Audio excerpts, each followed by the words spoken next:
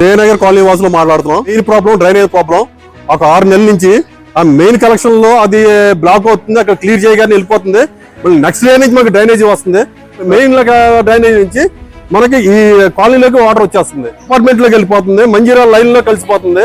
మా మంజీరా లైన్ కూడా కలుషితం అయిపోతున్నాయి. ఇది వర్షం నీళ్లు కాదు, డ్రైనేజ్ వాటర్. మెయిన్ అంతా డ్రైనేజ్ వాటర్.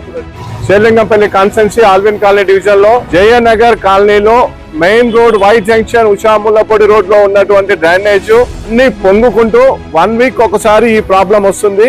1 వీక్ ఒకసారి రోడ్ మీద పొంగగానే హెచ్ఎం మన వాటర్ వర్క్స్ వాళ్ళు వచ్చి ఎయిర్ ట్యాక్ మిషన్ పెట్టి దాన్ని ఆ ఒక రోజుకు రిలీఫ్ ఇచ్చేసి మళ్ళీ నెక్స్ట్ డే మళ్ళీ వస్తుంది.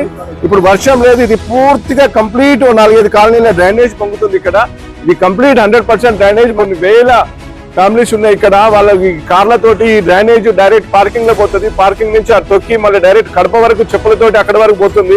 దీన్ని ఇప్పటికైనా ఇమ్మీడియట్ రిలీఫ్ చేయాలి, లేకుంటే ఈ కాలనీ ప్రజలతో అందరితో వచ్చి వై జంక్షన్ లో మేము కూర్చొని ధర్నా చేయడం జరుగుతుంది. ఇది హెచ్చరిస్తున్నాము. దీన్ని ఎట్టి పరిస్థితుల్లో ఈ కాలనీ వాళ్ళకి రిలీఫ్ చేయాలి.